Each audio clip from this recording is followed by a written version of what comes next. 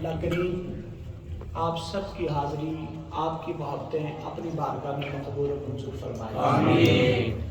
مبارکباد پیش کرتا ہوں اپنے برادر گرامی القدر خطیب اہل سنت، مجاہد اہل سنت حضرت علامہ مسجد حاضہ کی کمیٹی اور اہلیان محلہ کو ہر سال کی طرح آج بھی آپ نے اللہ کے اس خوبصورت گھر میں اللہ کے محبوب کریم کی محفل کا اہتمام کیا ہے۔ اللہ سبھی کی کوششیں اپنی بارگاہ میں مقبول فرمائے۔ آمین۔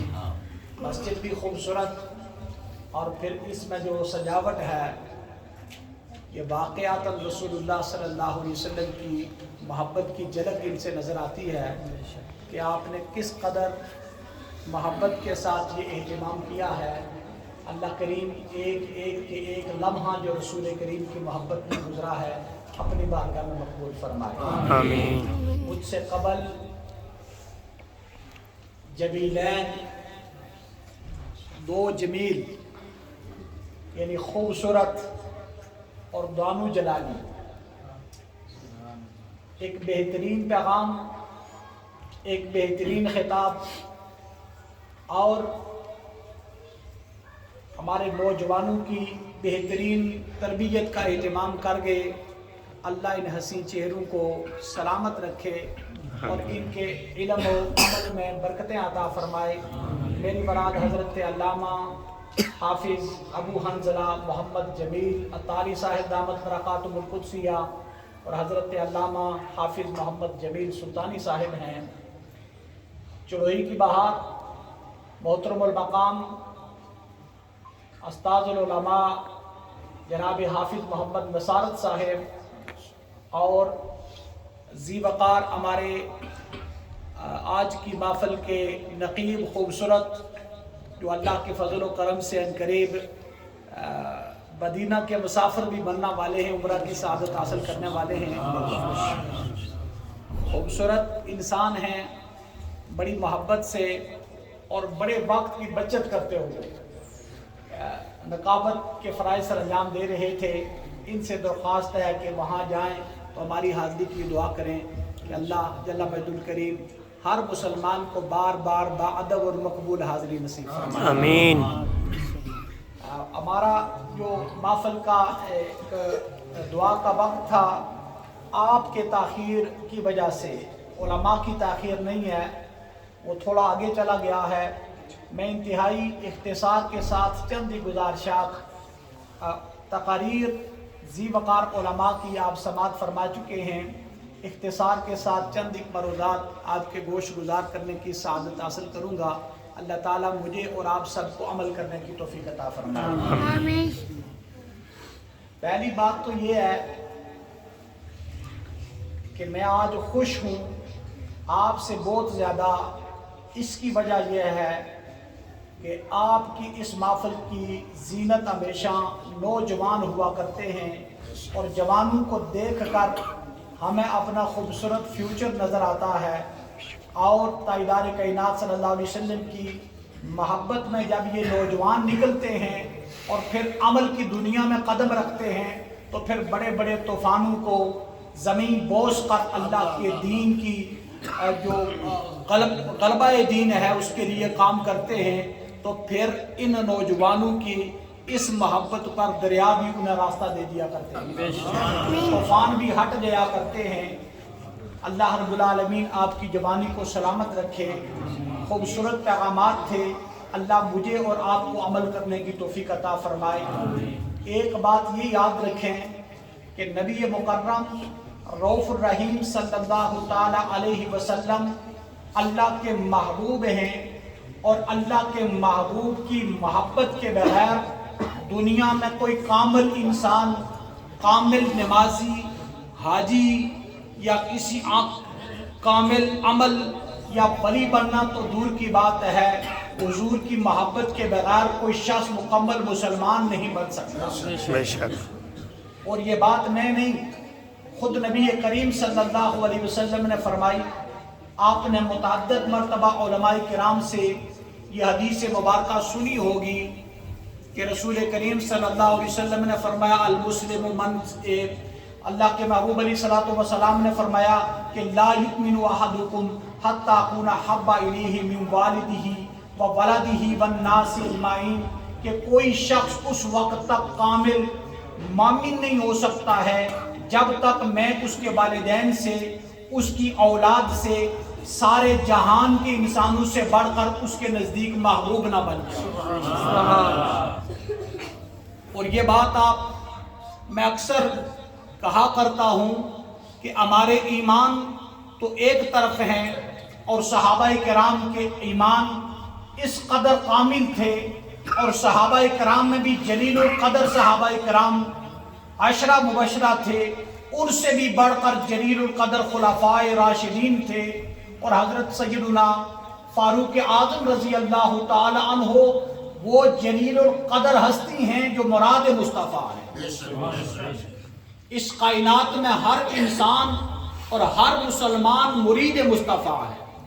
تمام صحابہ کرام حتیٰ کہ فاروق اعظم بھی مرید مصطفیٰ ہیں، لیکن انہیں یہ اعزاز حاصل ہے کہ مرید مصطفیٰ کے ساتھ ساتھ وہ مراد مصطفیٰ ہیں۔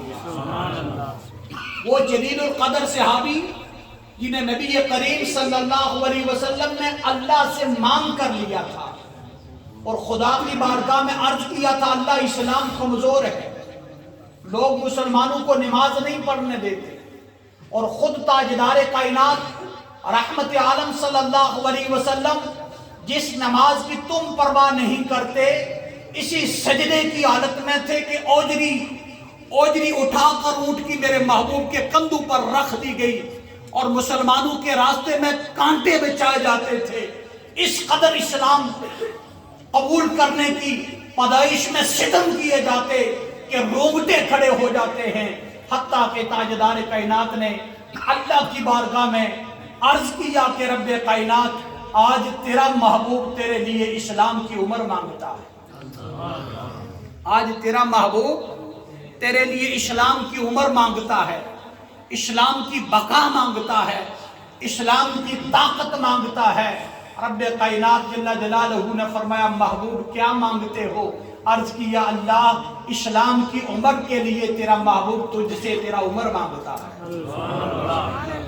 حضور نے مانگ کر لیا تھا کہ اللہ عمر کے لیے حضور نے دعا فرمائی تھی رب العالمین کی بارگاہ سے، اور پھر مقام اور مرتبہ کیا ملا کہ تاجدار کائنات رحمت عالم فرماتے ہیں کہ عمر، میں خاتم النبیین ہوں، نبوت کا دروازہ بند کر دیا گیا ہے، اور اگر میرے بعد نبوت کا دروازہ کھلا رہتا تو آقا فرماتے ہیں یقیناً میرا عمر نبی ہوتا۔ اور یہ عزت اور مقام اور مرتبہ ہے کہ رحمت عالم صلی اللہ علیہ وسلم فرماتے ہیں کہ تم تو شیطان تمہارے خون کے اندر گردش کرتا ہے، اور ہر وقت تمہیں وسوسے دلا کر کبھی نماز سے غافل کرتا ہے، کبھی اطاعت والدین سے غافل کرتا ہے، کبھی تمہیں وہ اچھائی سے غافل کرتا ہے، کبھی جھوٹ کی طرف رغبت دلاتا ہے، کبھی تمہیں غیبت کی طرف لے کر جاتا ہے، کبھی تمہیں گناہوں کی طرف اور فحاشی اور عریانی کی طرف لے کر جاتا ہے، اور ہر وقت تمہیں وسوسے ڈالتا رہتا ہے۔ تاجدار کائنات نے فرمایا، وہی عمر شیطان جو تمہیں وسوسوں کے ذریعے گمراہ کرتا ہے، لیکن اگر اسی شیطان کے راستے میں میرا عمر آ جائے تو وہ شیطان میرے عمر کے سائے سے بھی بھاگتا چلا جاتا ہے۔ نعرہ تکبیر، نعرہ رسالت، نعرہ تحقیق، نعرہ حیدری، تاجدار ختم نبوت، علماء اہل سنت۔ بارگاہ مصطفی میں قربت بھی ہے، تاجدار کائنات کی محبت بھی ہے، اور اللہ کے محبوب علیہ السلام کی بارگاہ میں جو مقام اور مرتبہ ہے وہ کسی سے ڈکا چھپا نہیں۔ صحابہ کہتے ہیں کہ آقا کریم علیہ السلام انہی حضرت عمر کا ہاتھ پکڑ کر، یہ بھی بخاری اور مسلم کی حدیث ہے، فاروق اعظم کا ہاتھ پکڑ کر چل رہے ہیں، اور چلتے چلتے حضور نے پوچھ لیا کہ عمر مجھ سے کتنی محبت کرتے ہو؟ اب آقا علیہ السلام نے اس وقت نماز کے بارے میں نہیں پوچھا، یا تہجد پڑھتے ہو یا نہیں پڑھتے ہو یہ نہیں پوچھا، کیونکہ بات ایمان کی تھی، عمل کی نہیں تھی۔ تو رسول کریم نے پوچھا، عمر کتنی مجھ سے محبت کرتے ہو؟ تو عرض کیا، آقا سارے جہان سے زیادہ، اپنے والدین اور اولاد سے زیادہ آپ سے محبت کرتا ہوں، فقط ایک اپنی جان کے سوا کائنات کی ہر شے سے زیادہ حضور آپ سے محبت کرتا ہوں۔ تو تاجدار کائنات کے غلاموں، توجہ کرنا میری بات پر، اور اپنے ایمان کی تکمیل کے درجے تک لے جانے کے لیے میری بات کو غور سے سننا۔ آقا علیہ الصلوۃ والسلام نے وہ عمر جسے مانگ کر لیا تھا، حضور ٹھہر جاتے ہیں اور کہتے ہیں عمر ابھی تک ایمان مکمل نہیں ہوا ہے۔ اللہ اکبر کبیرہ، وہ عمر جنہیں مانگ کر لیا تھا، جنہوں نے حضور کے پیچھے نمازیں پڑھی تھی اور جنہوں نے اسلام کی ایسی تبلیغ کی تھی کہ صحابہ کہتے ہیں ہم پہلے حرم شریف میں نماز نہیں پڑھ سکتے تھے، عمر اسلام قبول کیا، آگے آگے عمر جاتے تھے، ان کے ساتھ سیدنا امیر حمزہ ہوا کرتے تھے۔ یہ دو شیر جب سے مسلمان ہوئے اور اسلام قبول کیا، ہم بڑی شان سے جا کر بیت اللہ میں نماز پڑھا کرتے تھے۔ یہ اللہ کے شیروں کی بات تھی، یہ حضور کے سپاہیوں کی بات تھی، یہ اسلام کے طاقتور ترین لوگوں کی بات تھی۔ اور تاجدار کائنات نے نماز، روزے، حج، زکوٰۃ کا نہیں پوچھا، بلکہ پوچھا بتاؤ محبت کتنی کرتے ہو؟ اور جب عرض کیا تو حضور نے فرمایا ابھی تک تمہارا ایمان درجائے کمال کو یعنی تکمیل کو نہیں پہنچا ہے۔ جب تک ایمان تو اس وقت درجۂ کاملیت تک، تکمیل تک پہنچتا ہے جب کوئی شخص اپنی جان سے بھی زیادہ بڑھ کر مجھ سے محبت کرتا ہے۔ اب سیدنا فاروق اعظم رضی اللہ تعالیٰ عنہ تڑپ جاتے ہیں، حضور کی بارگاہ میں عرض کرتے ہیں آقا اب تو اپنی جان سے بھی بڑھ کر آپ مجھے زیادہ محبوب ہو۔ اور جب جان سے بھی بڑھ کر محبوب ہونے کا اعلان کیا تو تاجدار کائنات رحمت عالم صلی اللہ علیہ وسلم نے فرمایا الآن یا عمرہ، عمر جب جان سے بھی بڑھ کر اپنے محبوب آقا سے پیار کرتے ہو تو فرمایا الآن یا عمرہ، اے عمر اب تمہارا ایمان پایہ تکمیل کو پہنچ چکا ہے۔ تو احباب ذی وقار، نمازیں، روزے، حج، زکوٰۃ، اعمال صالح بھی اسی کے قبول ہیں جس کا ایمان مکمل ہے، اور تکمیل ایمان ہے تو پھر اعمال صالحہ جب انسان کرتا چلا جاتا ہے تو اللہ اور اس کے رسول کی بارگاہ میں مقبول بنتا چلا جاتا ہے۔ تو پہلے حضور کی محبت، ذات مصطفیٰ صلی اللہ علیہ وسلم سے تعلق جوڑو، جس کا کنیکشن گریڈ اسٹیشن سے نہیں جڑتا ہے، وہ کتنی خوبصورت بجلیاں لگا لے، وہ کمکمیں لگا لے، وہ لاکھوں نہیں کروڑوں کی روشنیاں اپنے گھروں میں لگا لے، روشنی اس وقت تک نہیں آتی ہے جب تک پیچھے سے تعلق مضبوط نہیں جڑ جاتا ہے۔ جب ذات مصطفیٰ سے تمہارا کنیکشن اور تمہارا تعلق جڑ جاتا ہے تو پھر تمہارے سارے اعمال اللہ کی بارگاہ میں درجۂ قبولیت کو پہنچتے ہیں۔ اور میں ایک بات آپ کو عرض کرتا چلا جاؤں کہ صحابہ کرام رضوان اللہ تعالیٰ علیہم اجمعین ایسے نمازی تھے کہ جن کی اگر عصر کی سنتیں بھی قضا ہو جاتی یا تکبیر اولا بھی کبھی رہ جاتی تو صحابہ کرام اپنے گھروں کے اندر چھپ چھپ کر اور رو رو کر ماتم کیا کرتے تھے کہ آج پتہ نہیں مجھ سے کیا خطا ہو گئی ہے کہ اتنی دیر مجھ سے ہو گئی ہے کہ آج مسجد میں تکبیر اولا سے میں نماز نہیں پڑھ سکا، تکبیر اولا سے میں نماز نہیں پڑھ سکا۔ وہ لوگ تھے جو تکبیر اولا کے ضیاء ہونے پر رویا کرتے تھے، اور ہم کون سے لوگ ہیں کہ زندگی کی ساری قضا ہو جائیں، ایک بھی نماز ادا نہ ہو سکے اور مسجد میں نہ جائیں، اور پھر بھی خوشیاں مناتے پھریں کہ ہم بڑے کامل مسلمان ہیں۔ تو ہمیں اپنے مسلمان ہونے پر غور کرنا چاہیے میرے بھائی۔ تو میں عرض کر رہا تھا کہ صحابہ کرام کمال درجے کے متقی تھے۔ آسمان دنیا کے وہ درخشندہ ستارے جنہیں براہ راست بارگاہ مصطفی صلی اللہ علیہ وسلم سے تربیت اور تاجدار کائنات کی مجلسوں میں بیٹھنا نصیب تھا، ان سے بڑھ کر بڑے نصیب والے کون ہو سکتے ہیں؟ وہ حج بیت اللہ بھی کرتے تو حضور کی معیت میں کرتے تھے، وہ نماز بھی پڑھتے تو مسجد نبوی اور بیت اللہ میں پڑھتے تھے جہاں ایک نماز پڑھنے سے لاکھ نماز کا اجر ملتا ہے، وہ لاکھوں کی روز نمازیں پڑھا کرتے تھے۔ لیکن جب بات آخرت کی آتی اور آخرت کی تیاری کی آتی اور تاجدار کائنات کی بارگاہ میں آ کر صحابی پوچھتا ہے، مختلف طرق سے بخاری نے، مسلم شریف نے صحاح ستہ نے صدی سے مبارکہ کو روایت کیا ہے حضرت انس سے بھی روایت ہے، ابو ہریرہ بھی روایت کرتے ہیں، عرض کرتے ہیں اللہ کے محبوب صلی اللہ علیہ وسلم ہمیں یہ بتائیے کہ قیامت کب آئے گی، یہ بتائیے کہ قیامت کب آئے گی۔ رحمت عالم صلی اللہ علیہ وسلم نے پوچھا کہ قیامت کے بارے میں پوچھنے والے ذرا یہ تو بتا کہ قیامت کے لیے تو نے تیاری کیا کر رکھی ہے،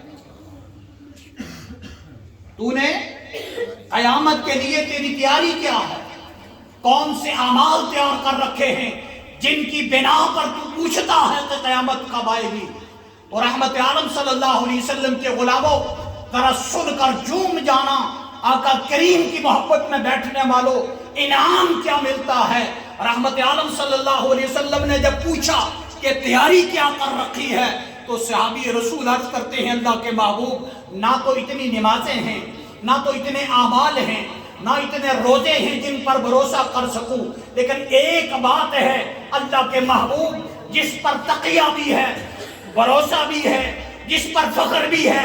حضور نے پوچھا وہ کون سا عمل ہے جس پر تجھے تقیہ اور بھروسہ ہے، جس جو عمل لے کر اللہ کی بارگاہ میں جانا چاہتا ہے؟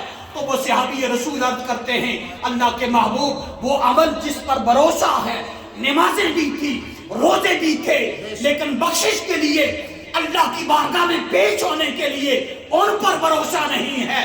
اللہ کے محبوب نے پوچھا پھر بھروسہ کس پر ہے؟ وہ عرض کرنے لگے اللہ کے پیارے محبوب اگر ہمیں بھروسہ ہے تو ہم اللہ کے رسول صلی اللہ علیہ وسلم سے محبت کرتے ہیں۔ سبحان اللہ۔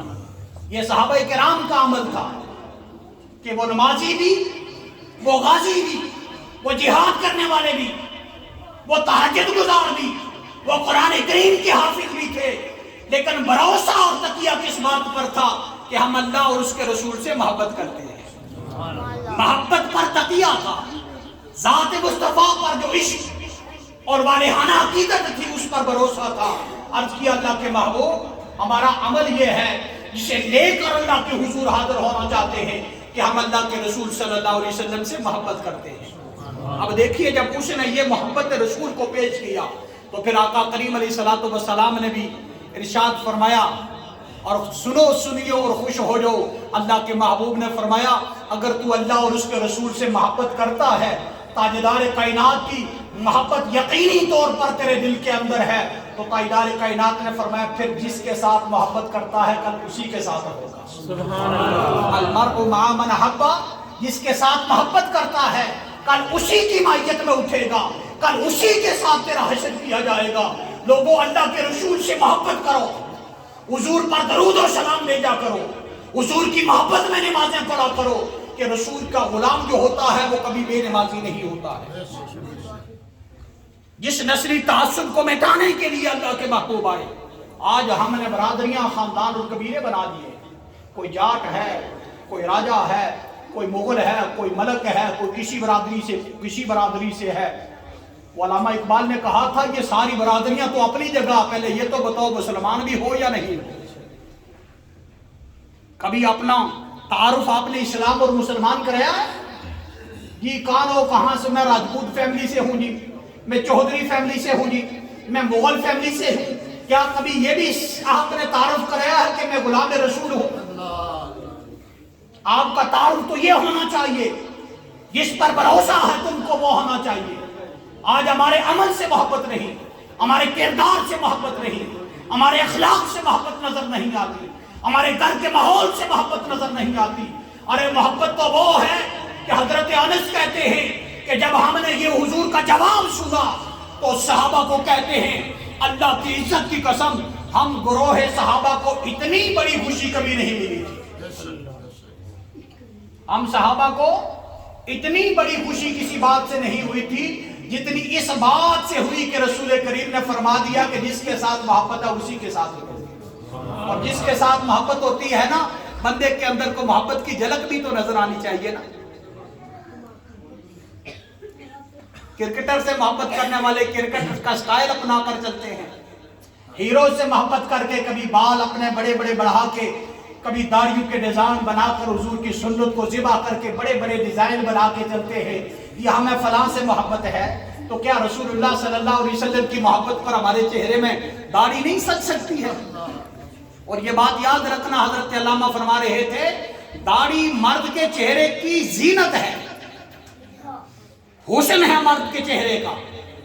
اور تاجدار کائنات نے فرمایا تھا سبحان من زین الرجال بلحیہ، وہ ذات پاک ہے جس نے مرد کے چہرے کا حسن داڑھی سے بنایا ہے. والزوائب للنساء، اور عورت کا حسن اس کے سر کے بالوں کو بنایا ہے. اور جب ہم نے اپنے حسن کو ہی ذبح قرار دیا تو پھر ہمارے مسلمانی کی نشانی مٹ گئی. ہم اور انگریز ایک جیسے منہ والے ہو گئے تو پھر محبت کہاں گئی؟ جھوٹ ہم بولے. جس لسانیت کو مٹانے کے لیے حضور آئے اور تاجدار کائنات نے آخری خطبے میں ارشاد فرمایا تھا کہ لوگوں میں تعصبات کو مٹا کر جا رہا ہوں اور خاندانی تعصبات اور منافرت پھیلانا اور اپنے آباء و اجداد پر ان کے الٹے کارناموں پر فخر محسوس کرنا. اللہ کے محبوب نے فرمایا تھا کہ میں آج قدموں کے تلے رود کے جا رہا ہوں. خبردار مسلمانوں، کسی عربی کو اجمی پر، کسی اجمی کو عربی پر، کسی کالے کو گورے پر، کسی گورے کو کالے پر کوئی فوقیت نہیں ہے. ان اکرمکم عند اللہ اتقاکم، تم میں سے اللہ کے نزدیک سب سے بہترین وہ ہے جو زیادہ متقی اور پرہیزگار ہے. آج ہم نے اپنی پہچان متقی اور پرہیزگار کھو دی ہے. ہم ساری برادریوں والے تو بن گئے ہیں. ہم کسی کی شکل پر ہنس رہے ہیں، کسی کی صورت پر ہنس رہے ہیں، کسی کی غربت پر ہنس رہے ہیں. ارے کسی کی شکل پر ہنسنا، یہ کالا ہے گورا ہے تو خود پیدا ہوا؟ کریم لگا کے ماں کے پیٹ میں رہا ہے کوئی اور اپنی صورت خود بناتا رہا؟ یہ کسی کی صورت پر ہنسنا یا کسی کو کمی کمینہ اور چھوٹی برادری والا کہنا، یہ اللہ رب العالمین جل جلالہ کی بناوٹ کی توہین ہے. خبردار مسلمانوں سنو، اللہ کا قرآن کہتا ہے هو الذی یصورکم فی الارحام کیف یشاء. اللہ وہ ذات ہے جو ماں کے پیٹ کے اندر تمہاری شکلیں بناتا ہے جس طرح چاہتا ہے. اب گورا ہے تو اللہ بنا رہا ہے، کوئی کالا ہے تو اللہ بنا رہا ہے. تو اللہ کی بناوٹ پر اعتراض کرنا یا تمسخر اڑانا، یہ براہ راست اللہ کی آیات کا تمسخر ہے. اور جب ہم اللہ کی آیات کا تمسخر اڑاتے ہیں، اللہ کے قرآن کا، تو پھر دولت ایمان بھی خطرے میں پڑ جاتی ہے. لہذا کسی کی شکل پر کہ اگر اللہ نے تجھے اچھی شکل دی ہے تو حسنت خلقی فحسن خلقی، پھر اپنا منہ دیکھ کر نا اللہ کی بارگاہ میں دعا کیا کر کے اللہ جس طرح تو نے میری شکل سونی بنائی ہے نا، میرا کردار بھی سونا کر دے. سبحان اللہ. یہ دعا ہے نا آئینہ دیکھنے کی، اللہم انت حسنت خلقی فحسن خلقی. اے اللہ میری یہ شکل سونی بنائی ہے، تے کرم تے مہربانی فرما پھر میری عقل بھی سونی کر دے، میرا کردار بھی سونا کر دے. هو الذی یصورکم فی الارحام کیف یشاء. اللہ صورتیں بنا رہا ہے اور تو ان صورتوں پر ہنس رہا ہے. اور اگر کسی چھوٹی برادری کے گھر میں کوئی پیدا ہو گیا تو اپنے اختیار سے پیدا ہوا؟ محلے کے نمبردار کے گھر میں تو پیدا ہوا یا کسی راجپوت یا چودھری یا بڑے کے گھر میں تو خود پیدا ہوا یا اللہ نے پیدا کیا ہے؟ تو پھر اس بات پر اللہ کا شکر بنتا ہے یا دوسروں کا تمسخر بنتا ہے؟ اگر عزت دار خاندان میں اللہ نے ایک مسلی کے گھر میں اگر بیٹا پیدا ہوتا ہے، ایک چودھری کے گھر میں پیدا ہوتا ہے، تو دونوں کی پیدا کرنا، اگر تجھے مسلی کے گھر میں پیدا کر دیتا، اس کو چودھری کے گھر میں پیدا کر دیتا، تو تو کوئی اللہ سے لڑ سکتا تھا یا اپنی مرضی سے بنا ہے؟ جب اس کی مرضی سے بنا گیا ہے تو پھر اس کی خلقت پر، اس کے بنائے جانے پر اعتراض نہ کر، بس اس کا مقبول بندہ بننے کے لیے حضور کی محبت، حضور سے محبت کر. اور تاجدار کائنات رحمت عالم صلی اللہ علیہ وسلم کی محبت کا تقاضا یہ ہے کہ اللہ کے محبوب کی ایسی اطاعت کرو کہ تمہیں بتانے کی ضرورت نہ آئے، تمہارا کردار بتا دے کہ یقینی طور پر تم غلامان مصطفیٰ ہو، تیرا لباس بتا دے کہ غلامان مصطفیٰ ہے، تیرا چہرہ بتا دے کہ یہ غلام مصطفیٰ ہے، تیری حیا بتا دے کہ یہ غلام مصطفیٰ ہے، تیری سچائی بتا دے کہ غلام مصطفیٰ ہے.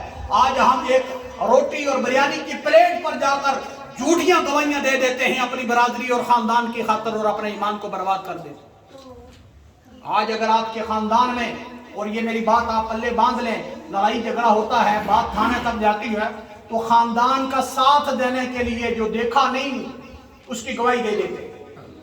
حالانکہ صحابہ فرماتے ہیں کہ رحمت عالم بڑے بڑے گناہوں کا تذکرہ کر رہے تھے، بڑے بڑے گناہوں کا۔ اللہ کے ساتھ شریک ٹھہرانا بہت بڑا گناہ ہے۔ ساتھ ہی اللہ کے محبوب نے فرمایا والدین کی نافرمانی بہت بڑا گناہ ہے۔ پھر ساتھ ہی حضور رحمت عالم صلی اللہ علیہ وسلم نے فرمایا خبردار جھوٹی گواہی۔ اور جب بات جھوٹی گواہی کی آئی تو صحابہ کہتے ہیں کہ اللہ کے محبوب کا چہرہ مبارک سرخ ہو گیا، جلال میں آگے حضور چہرہ مبارک سرخ ہو گیا، اور پھر بار بار آقا فرما رہے تھے خبردار جھوٹی گواہی، خبردار خبردار۔ اور صحابہ کرام کہتے ہیں کہ اس قدر تائیدار کائنات جھوٹی گواہی کی مذمت کر رہے تھے کہ ہم افسوس کرنے لگے کہ کاش اللہ کے محبوب ہم سے راضی ہو جائیں اور خاموش ہو جائیں۔ لیکن آج بریانی کی پلیٹ کی خاطر مسلمان بک رہا ہے، آج بستر میں آرام کرتا ہوا مسلمان اور گھر میں بیٹھ کر چوراہے میں بیٹھ کر غیبتیں کرتا ہوا نظر آتا ہے، اپنے اعمال نیکیاں دوسرے کو دے رہا ہوتا ہے اور دوسرے کے گناہ اپنے کھاتے میں ڈال رہا ہوتا ہے۔ میرے بھائیوں بدل جاؤ، اپنی زندگی کو بدلو، یہ دنیا کچھ نہیں ہے، کچھ نہیں ہے، اور ہر ایک نے کل نفس ذائقۃ الموت، ہم میں سے ہر ایک نے موت کے دروازے سے گزرنا ہے، اور یہ قرآن کا فیصلہ ہے، اللہ کا فیصلہ ہے۔ وَإِنَّمَا تُوَفَّوْنَ أُجُورَكُمْ يَوْمَ الْقِيَامَةِ، اور قیامت کے دن تمہیں پورے اجور دیے جائیں گے، تمہارے اعمال کا بدلہ دیا جائے گا۔ فَمَنْ زُحْزِحَ عَنِ النَّارِ، سنو جوانو، وَأُدْخِلَ الْجَنَّةَ فَقَدْ فَازَ، اللہ کا قرآن کہتا ہے تم میں سے جو جہنم سے بچا لیا گیا اور جنت میں داخل کر دیا گیا، فقد فاز، وہ کامیاب ہو گیا۔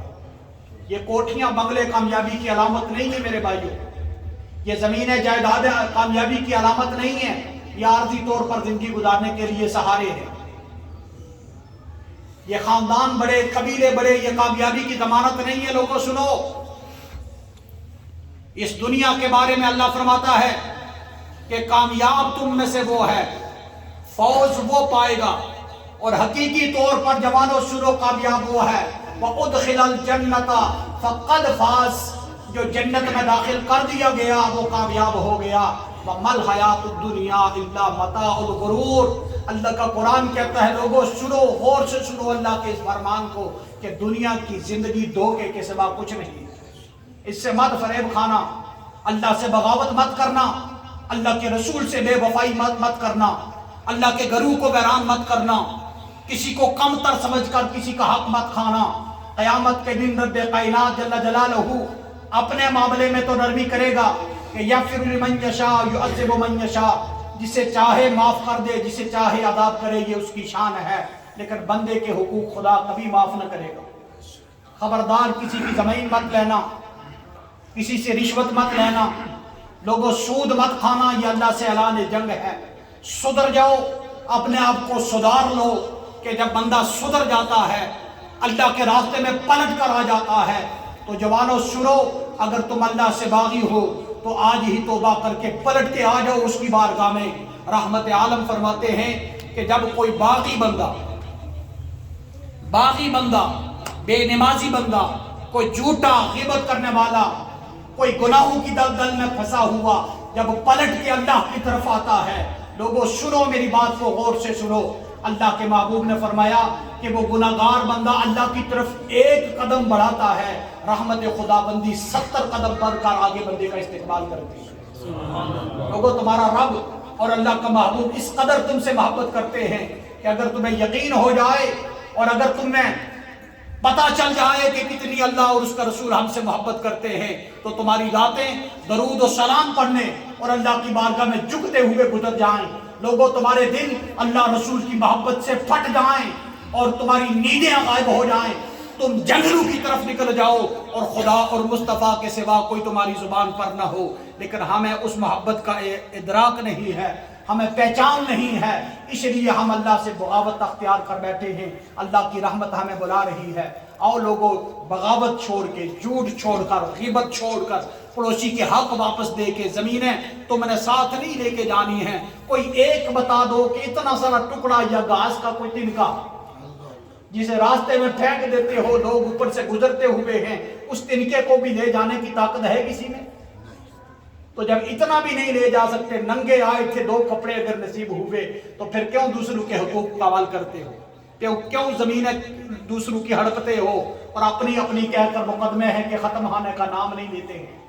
کیوں پٹواریوں کے ذریعے جا کر کسی کی زمین پر قبضہ کرتے ہو؟ تم چلے جاؤ گے, بچے عیاشیاں کریں گے, بیچ کر زمین کو کھا جائیں گے, کوٹھیاں بنگلے بنائیں گے, لیکن اللہ کی بارگاہ میں اللہ کی عزت کی قسم جب تک اس کا حساب نہیں دو گے, ایک قدم بھی تمہیں آگے نہیں بڑھنا دیا جائے گا. اور مظلوم کے بارے میں میرے رسول کریم نے فرمایا تھا, اللہ کی عدالت میں جب کوئی غریب اٹھ کر تمہارے خلاف مقدمہ کرے گا, وہ اللہ تعالیٰ حق مانگے گا, اس وقت کوئی طاقتور نہیں ہوگا. لمن الملک اليوم, اللہ پوچھے گا بتا کس کی بادشاہی ہے؟ آج کدھر گئے ہیں نمبردار, کدھر گئے ہیں بادشاہ, کدھر گئے ہیں وہ ہنسی چہروں والے دربار لگا کر لوگوں کو لوٹنے والے, وہ کدھر گئے ہیں؟ تو جب ہر طرف سے خاموشی چھائی ہوگی, میدان معاشر سے کوئی سر اٹھانے کی ہمت نہیں کرے گا, تو ایک ہی آواز آئے گی باری تعالیٰ کے للہ الواحد القہار, آج بادشاہی فقط اللہ کی ہے, آج بادشاہی صرف میرے رب کی ہے. اس بادشاہی کا جب دربار لگے گا, تو اللہ فرمائے گا کہ غریب کا حق دے دے, چھینی ہوئی زمین دے دے, ادھار لیے ہوئے پیسے دے دے, اور جو تو نے لوگوں کے حقوق سلب کیے تھے وہ واپس دے دے. غلام مصطفیٰ بن کر جو تو لوگوں کو لوٹا کرتا تھا, وہ لوٹی ہوئی دولت واپس دے دے. اور اللہ کے محبوب نے فرمایا جب نہیں کوئی دے سکے گا, وہ عرض کرے گا مولا وہ تو ادھر چھوڑ کے آیا تھا, وہ تو بینک میں چھوڑ کر آیا تھا, وہ زمین تو وہاں رہ گئی تھی, میں کچھ بھی ساتھ نہیں لیا تھا. تو رب کائنات فرمائے گا پھر کچھ لایا ہے؟ فرشتے عرض کریں گے مولا کچھ نیکیاں ہیں. فرمایا آج مظلوم کے کھاتے میں اس کی نیکیاں ڈالی جائیں. اے اللہ نیکیاں ڈال دی ہیں, اب بھی حق نہیں ادا ہوا. تو رب کائنات کی قسم مسلمان سن, ذرا غور سے سن اللہ کے محبوب کے اس فرمان کو. حضور نے فرمایا کہ پھر اللہ کہے گا, اللہ فرمائے گا کہ اگر نیکیاں دے کر بھی یہ بری نہیں ہوا, نیکیاں دے کر بھی اس نے حق ادا نہیں کیا, تو پھر ایسا کرو کہ مظلوم کے سارے گناہ اس کے کھاتے میں ڈال کر اسے جہنم میں بھیج دو, اور مظلوم کی ساری نیکیاں اس کی دے کر اسے جنت میں بھیج دو. اس وقت میرے بھائی بتا کون ہوگا تجھے بچانے والا, کون ہوگا مجھے بچانے والا, کون ہوگا, خاندان کس کے ساتھ ہوگا, طاقت کس کے ساتھ ہوگی, اس کے بعد ایس ایچ او کے ساتھ تعلق کس کے ساتھ ہوں گے, کہ دنیا کی رنگینیاں ہیں. اللہ کا قرآن کہتا ہے مل حیات الدنیا الا متاع الغرور. لوگوں آج یہ پیغام لے کے جاؤ کہ آج سے اپنے آپ کو سدھارنے کی کوشش کریں گے, جھوٹ نہیں بولیں گے اور پوری کوشش کریں گے, کسی کی غیبت نہیں کریں گے. ہمارے امام اعظم ابو حنیفہ رحمۃ اللہ علیہ کی بارگاہ میں ایک بندہ آیا, کہنے لگا جی فلاں شخص آپ کی بڑی غیبت کرتا ہے, آپ کے خلاف باتیں کرتا ہے پیٹھ پیچھے. تو آپ رحمۃ اللہ تعالیٰ علیہ نے بڑی کمال خوبصورتی سے ایک کھجوروں کا ٹوکرا سجایا جو کچھ موجود تھا, اور بعض روایات میں آتا ہے کہ کچھ روپوں کی اشرفیوں کی تھیلی تھی, آپ نے وہ تحفے کے طور پر بھیجی کہ جو اس بندے کو دے دینا میری طرف سے یہ تحفہ جو میری غیبت کرتا ہے. جب وہ پہنچی وہاں پر تو وہ بندہ مارا مارا دوڑتا ہوا آیا, کہنے لگا حضرت میں تو آپ کی غیبت کرتا ہوں, آپ کے خلاف کرتا ہوں, اور باتیں کرتا ہوں, پروپیگنڈے کرتا ہوں آپ کے خلاف, اور آپ نے یہ تحفہ بھیجا ہے کس لیے بھیجا ہے؟ آپ نے فرمایا تو میری لوگوں کے میں بیٹھ کر میرے خلاف باتیں نہیں کرتا, بلکہ تو میرا محسن ہے. حضور میں کیسے محسن ہوں؟ آپ نے فرمایا غیبت دیکھ کر کے میری تو اپنی نیکیاں میرے کھاتے میں ڈالتا ہے اور میرے گناہ اپنی جولی میں ڈالتا ہے, تجھ سے بڑا صحیح کون ہے؟ پھر تیرے لیے تحفہ تو بنتا ہے. تو کیوں ہم غیبت کر کے دوسروں کے گناہ اپنے کھاتے میں لیتے ہیں, اپنی نیکیاں دوسروں کو دیتے ہیں؟ ہر چوراہے پر ہر گھر میں بیٹھ کر دوسرا ہی ہماری گفتگو کا موضوع ہوتا ہے. اگر ہم اپنی اصلاح کر لیں اور بیٹھ کر اللہ کا ذکر کر لیں, اللہ کے محبوب نے فرمایا سبحان اللہ و بحمدہ, یہ کلمات خفیفتان علی اللسان ثقیلتان علی المیزان, یہ وہ عظیم کلمہ ہے, زبان پر تو ہلکا ہے لیکن میزان پر یہ بڑا وزن رکھتا ہے. اللہ کے محبوب کون سا کلمہ ہے؟ فرمایا سبحان اللہ و بحمدہ سبحان اللہ العظیم. اللہ کے محبوب نے فرمایا کہ جو بندہ ایک مرتبہ یہ کلمہ دہرا لیتا ہے, رب کائنات جنت میں اس کے لیے خوبصورت سا پودا اور درخت لگا دیتا ہے. اور جب تمہارے نام کا درخت لگتا ہے تو پھر اللہ کسی اور کو نہیں دے گا, جب تمہارے نام کا ہے تو ملنا بھی تجھے ہے. گویا کہ درخت بھی لگ رہا ہے اور جنت میں تیرا راستہ بھی آسان کیا جا رہا ہے. آئیے لوگوں اپنی اصلاح کیجیے, وقت اپنے دامن میں وسعت نہیں رکھتا. شاید میں نے تھوڑا زیادہ لے لیا ہے لیکن آپ بھی تو تھوڑے لیٹ آئے. اگر تاخیر کی وجہ تھوڑی میں ہوں تو تھوڑی آپ بھی ہیں، تو مل کے پھر یہ معاملات بنے ہیں۔ تو جو باتیں میں نے کی ہیں علامہ صاحب نے آپ کی اصلاح کے لیے کی ہے، کہ کوئی بندہ نہ سمجھے کہ میری ذات نشانہ تھی یا مجھے دیکھ کے۔ حضرت پچھلے عرصے میں ایک تقریر کر رہا تھا رشوت کے بارے میں، تو ایسے تقریر کرتے ہوئے ہاتھ تو جاتے ہیں بندے کے، ہاتھ ہلاتے رہتے ہیں ہم ہیں جی۔ تو ایک بندہ بعد میں وہ گلا کرتے ہوئے میرے ایک دوست قبلہ مدنی صاحب سے بلکہ جا کے ملا، اور اس نے کہا جی آج خطیب صاحب نے میری بہت توہین اور بےزتی کی ہے، رشوت خور تو پتہ نہیں رشوت کی کمائی سے کوٹھیاں بنائی ہیں، تو نے بنگلے بنائے ہیں، تو نے فلاں کیا ہے، تو نے فلاں کیا ہے، جہنم کا ایندھن بننے والا ہے۔ انہوں نے کہا جی وہ تو عام بات کر رہے تھے، اتنا بڑا اجتماع ہزاروں کا ہوتا ہے تو وہ تو اللہ اور اس کے رسول کا دین بیان کر رہے تھے، قرآن و حدیث کی روشنی میں بات کر نہیں جی، وہ تقریر کرتے ہوئے اشارہ تو میری طرف ہی کر رہے تھے۔ اس لیے مہربانی فرمائیں، میں نے کسی کی طرف اشارہ نہیں کیا ہے، اور جتنی آپ کو عمل کی ضرورت ہے اس سے بڑھ کر مجھے عمل کی ضرورت ہے۔ دعا کریں کہ مجھے بھی اللہ تعالیٰ عمل کی توفیق عطا فرمائے، کہ قیامت کے دن علماء کی سخت گرفت ہوگی ان باتوں پر کہ وہ لوگوں میں بیان تو کرتے ہیں خود عمل نہیں کرتے ہیں جی، بڑی بڑی تقاریر تو کرتے ہیں لیکن عمل کی دنیا سے خود خالی ہیں، تو ان علماء کی سخت گرفت ہوگی۔ ریاکار علماء کرام اور اپنے علم کے مطابق عمل نہ کرنے والے زیادہ گرفت میں ہوں گے، ہم زیادہ خطرے میں ہیں۔ دعا کریں کہ اللہ تعالیٰ ہمیں بھی عمل کی توفیق عطا فرمائے۔ حضور کی محبت، عشق مصطفیٰ اور عمل کے میدان میں آئیے کہ محمد سے وفا تو نے تو ہم تیرے ہیں، کہ جہاں چیز ہے کیا لوح و قلم بھی تیرے ہیں۔ واخر دعوانا ان الحمدللہ رب العالمین۔